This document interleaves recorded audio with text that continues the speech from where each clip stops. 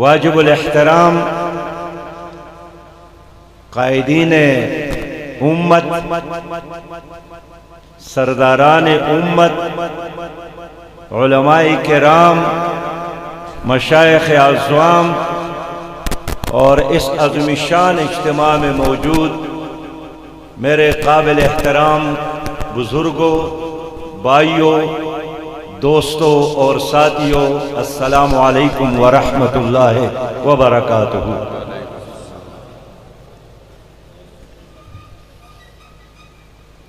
میں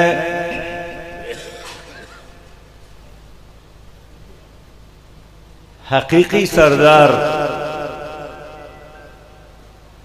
حضرت خاقوانی صاحب کا، محترم جناب اللہ وسایہ صاحب کا اور ان کی پوری ٹیم کا شکر گزار ہوں کہ انہوں نے اس عظیم شان اجتماع کا انعقاد کیا ہے اور ہمیں بھی دعوت دی ہے۔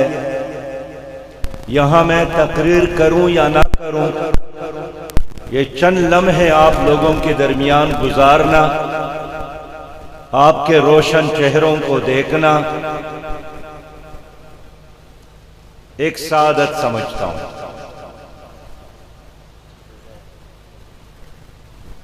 نبی مہربان صلی اللہ علیہ وسلم اس کی نبوت کی گواہی تو قرآن اور حدیث کے علاوہ کائنات کا ہر ذرہ بھی دیتا ہے۔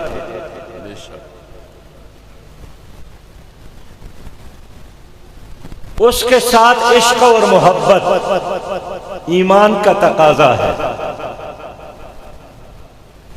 اور اس دنیا میں جن لوگوں کو اللہ تعالیٰ نے دنیا اور آخرت میں کوئی مرتبہ عطا کیا ہے تو وہ دولت اور حکومت اور طاقت کی بنیاد پر نہیں، عشق مصطفیٰ کی بنیاد پر۔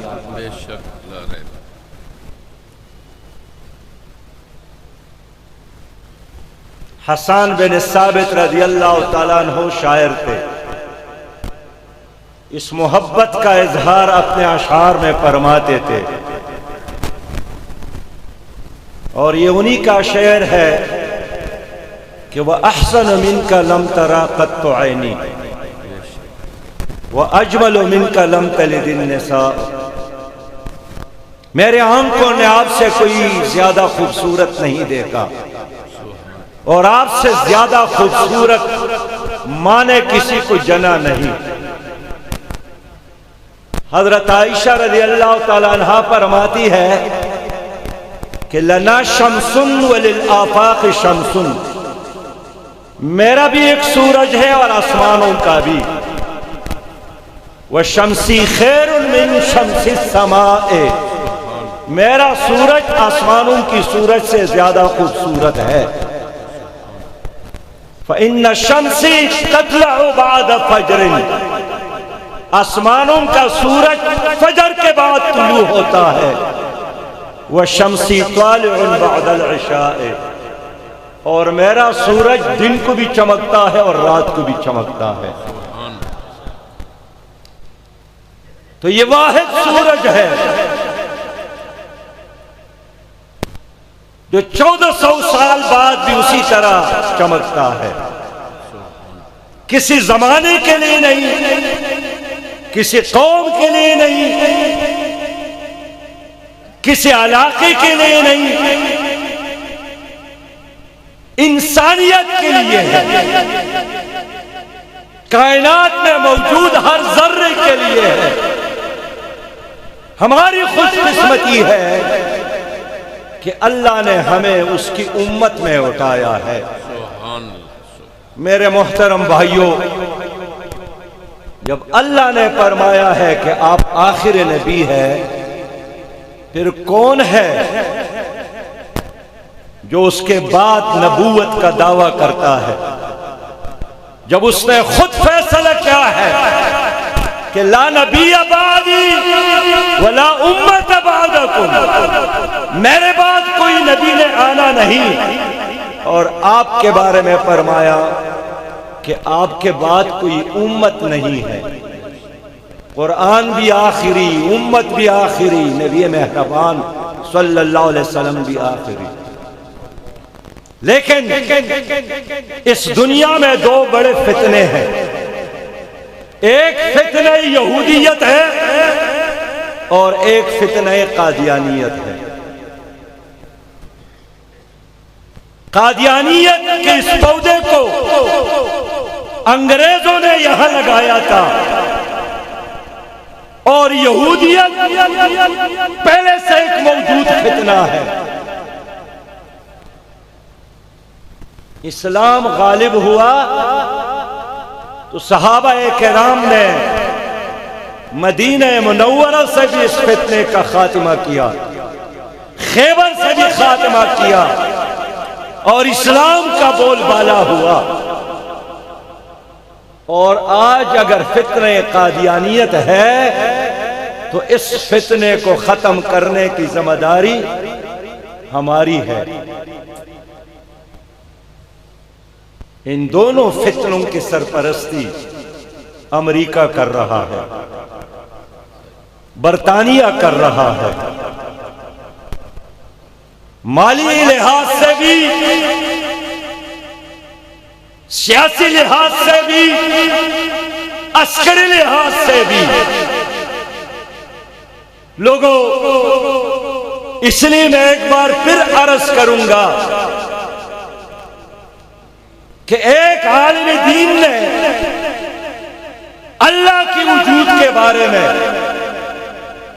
99 دلائل جمع کیے، تو ایک کسان کے پاس گئے کہ اللہ کی وجود کے بارے میں میرے ساتھ 99 دلائل موجود ہے، ایک دلیل اگر آپ بھی دے۔ اس کسان نے پوچھا کہ 99 دلائل اگر موجود ہے تو چند لمحے انتظار کرے، میں آخری دلیل بھی آپ کو دینا چاہتا ہوں۔ گھر گئے اور ایک بڑا ڈنڈا اٹھا کر آ کر اس کی پٹائی شروع کی کہ آخری دلیل یہی ڈنڈا ہے کہ اللہ موجود ہے۔ تو آج بھی ان فتنوں کے مقابلے کے لیے قوت ضروری ہے۔ قوت نام ہے اسلامی حکومت کا، قوت نام ہے خلافت کا، قوت نام ہے ریاست کا۔ مجھے افسوس ہے کہ 1973 کے آئین نے قادیانیوں کو غیر مسلم اقلیت تو قرار دیا، لیکن آج بھی اسی طرح اداروں میں موجود ہے، اسی طرح پاکستان میں حساس مقامات پر موجود ہے، ان کا کام اسی طرح جاری ہے۔ گزشتہ دنوں منصورہ میں ایک ڈاکٹر منیر آئے، انہوں نے بتایا کہ میں قادیانی تھا اور قادیانیوں کا مبلغ تھا، باہر کی دنیا میں بھی دورے کرتا تھا، بالآخر اللہ تعالیٰ نے اس کو ہدایت دی، ایمان لایا، اسلام قبول کیا۔ آج میں ان کو یہاں لانے والا تھا لیکن کہیں دور تھا۔ اس نے بتایا کہ میں نے مسلمانوں کے ایک امام کو قادیانی بنایا، اور قادیانی ہونے کے باوجود بھی وہ اپنی مسجد میں امامت کرتا رہا۔ کتنے ایسے لوگ ہوں گے جن کو گمراہ کیا گیا، جن کو خریدا گیا، اس لیے کہ اس ملک میں ایسی حکومت نہیں ہے جو ختم نبوت کا پاسبان ہو، جو رسول اللہ کے دشمن کو اپنا دشمن سمجھے، جو اس فتنے کے سرکوبی کرے۔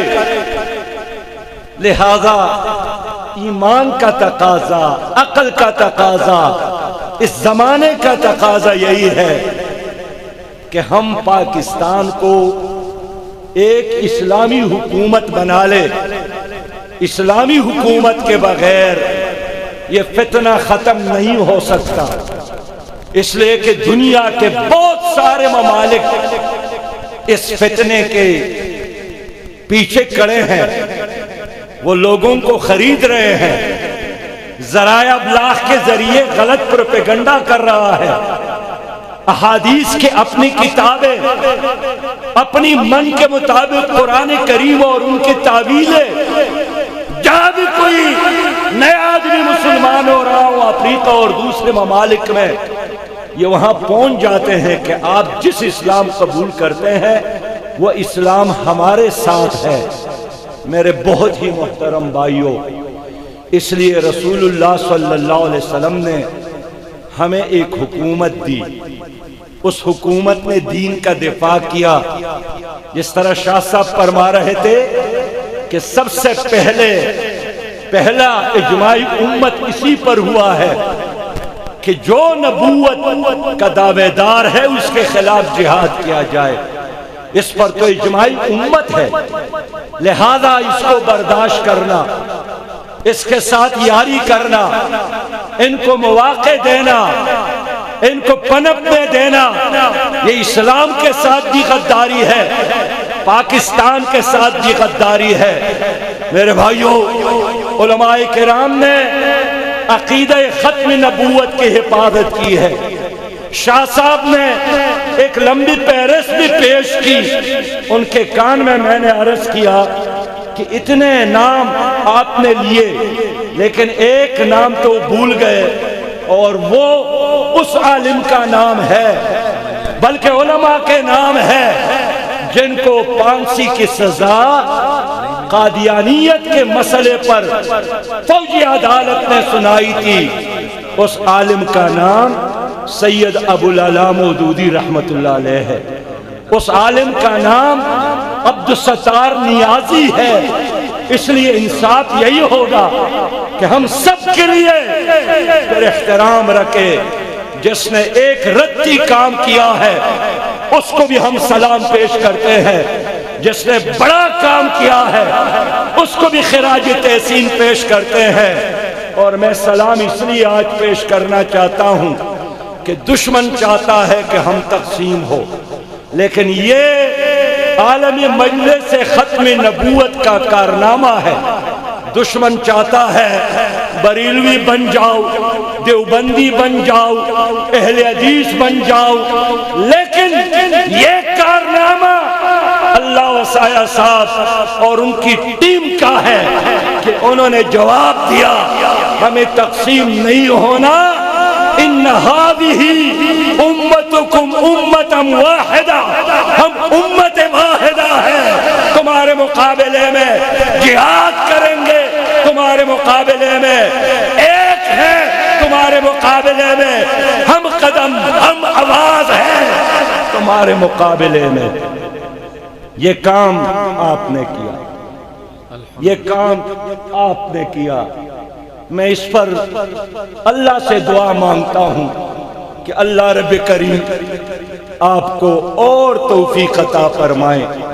میرے بھائیوں، ہمارے ایک پروفیسر نے ہم سے سوال کیا کہ یہ جو سقوط بغداد ہو گیا تھا، جہاں مسلمانوں کے شکست کے بعد ان کے سروں کی مینار بنائے گئے، یہ جو سقوط غرناطہ ہوا جہاں سے 30 لاکھ مسلمانوں کو نکالا گیا اور عورتوں کو ننگا کر کے ان کا جلوس نکالا گیا، یہ جو سقوط خلافت ہوئی 1924 میں، اور اس کے بعد انگریز نے فلسطین پر قبضہ کیا اور یہودیوں نے پھر آ کر وہاں ایک ریاست ان کے بنائے گئی، بنیادی وجہ کیا ہے۔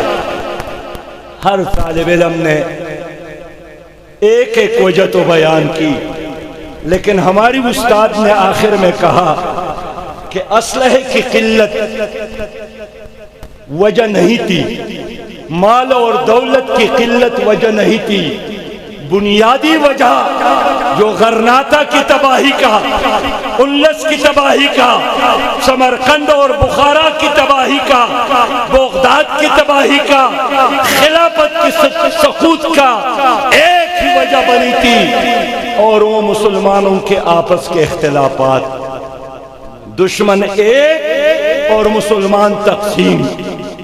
آج بھی ایک ہندو برہمن نے ہمیں چیلنج کیا ہے، 33 کروڑ خداؤں کو ماننے والے ہندو کہتے ہیں ہم تمہارے مقابلے میں ایک ہیں، اور ایک خدا کو ماننے والے امت 100 اور ہزاروں فرقوں میں تقسیم ہے۔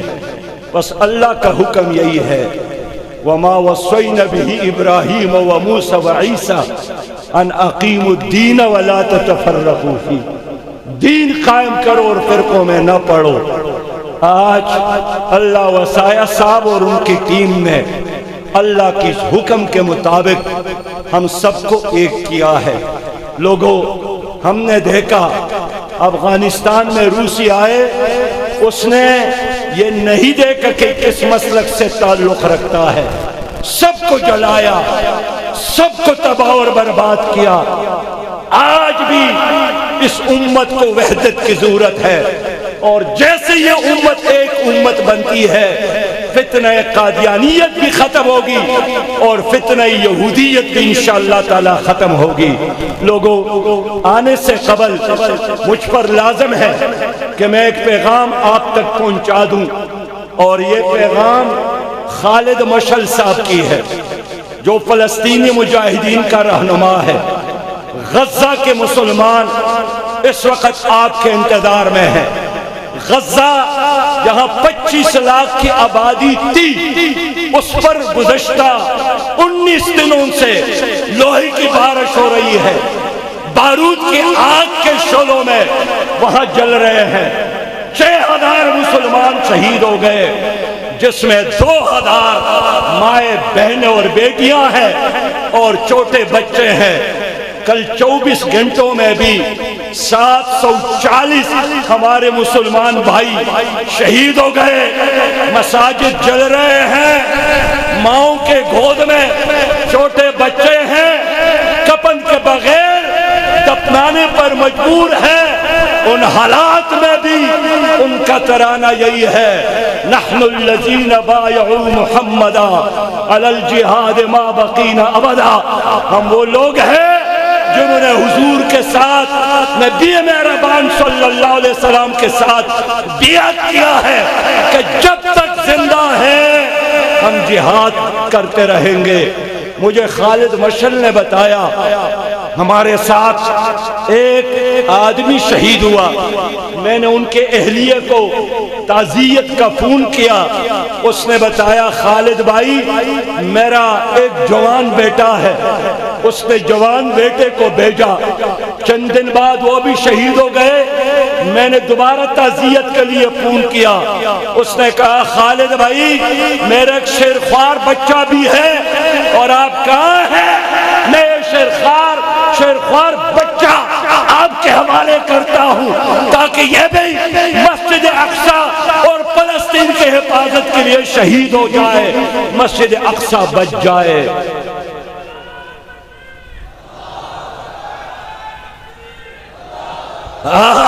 تاجدار ختم نبوت، مسلمانان فلسطین، مسلمانان غزہ، نعرہ تکبیر۔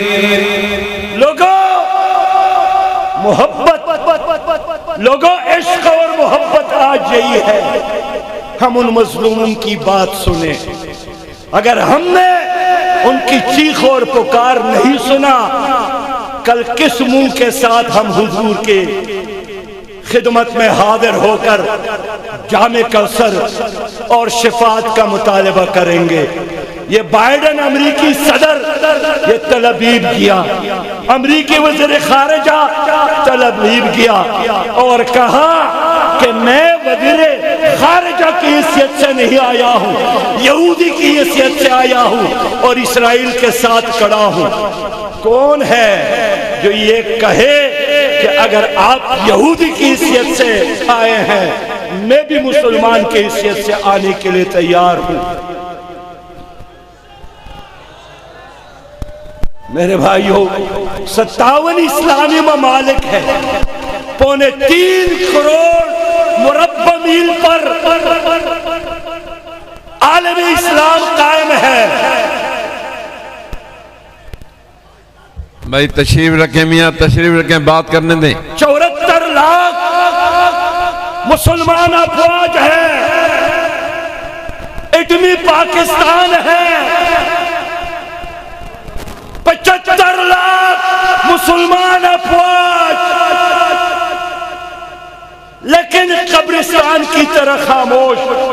یہ بزدل حکمران، یہ بیمان حکمران اس قتل عام کو دیکھ رہے ہیں، اٹھنے کے لیے تیار نہیں ہے۔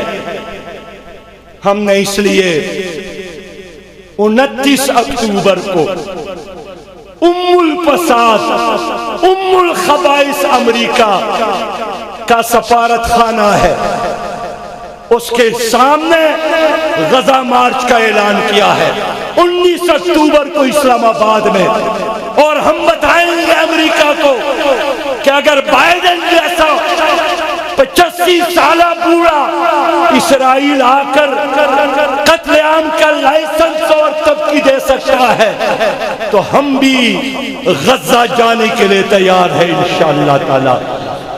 میرے بھائیوں، میں اسی پر اکتفا کر کی اجازت چاہتا ہوں۔ آپ لوگوں نے روس کو شکست دی، آپ لوگوں نے نیٹو کو شکست دی، آپ لوگوں نے 47 ممالک کے افواج کو افغانستان میں دفن کیا۔ ایک بار پھر بیت المقدس آپ کے اور ہمارے انتظار میں ہے۔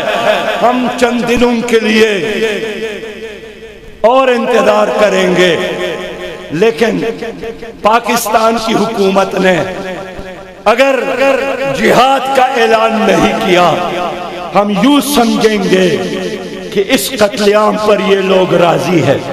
بیانات دینا، قراردادیں پاس کرنا، یہ توپ اور ٹینک کا علاج نہیں ہے۔ توپ اور ٹینک کا علاج جہاد کا اعلان ہے۔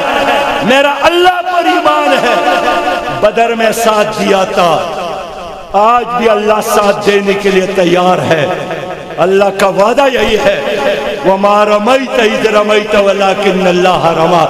لہذا یہاں جتنے علماء کرام بیٹھے ہیں، جتنے بزرگان دین اور اولیاء بیٹھے ہیں، اور آپ تمام نوجوانوں سے بھی درخواست کروں گا کہ اگر ہم نے غزہ کو ہارا، اللہ نہ کرے پھر عرب ممالک کا اور پھر ہماری باری ہوگی۔ اس سانپ اور اس اژدہے کو ادھر ہی ختم کرنا ہے، لیکن دعاؤں کے ساتھ ہمت کرنے کی ضرورت ہے، جہاد کرنے کی ضرورت ہے۔ آج اسلام آباد میں کوئی جہاد کی بات کرتا ہے، چاروں طرف سے لوگ تانے دیتے ہیں۔ آپ جذباتی آدمی ہیں، آپ زمانے کو نہیں جانتے ہیں۔ میں آپ سے پوچھنا چاہتا ہوں کہ جس جہاد کے بارے میں اللہ کے رسول نے فرمایا الجہاد ماضٍ الی یوم القیامہ، یہ جہاد قیامت تک جاری رہے گا۔ ان ظالموں اور منافقوں کے کہنے پر ہم جہاد کو چھوڑ سکتے ہیں؟ ہم جہاد کو ترک کر سکتے ہیں؟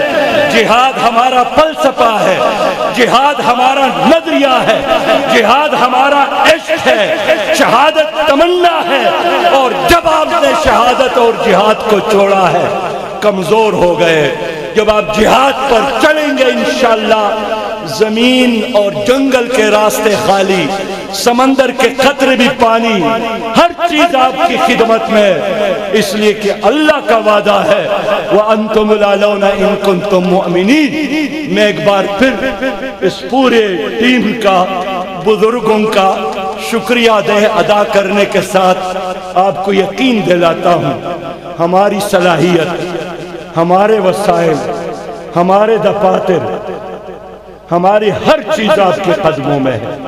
یہ عظیم مشن ہے۔ میرا دفتر جماعت اسلامی منصورہ وہ آپ کا دفتر ہے۔ میرا ہر کارکن آپ کا مجاہد ہے.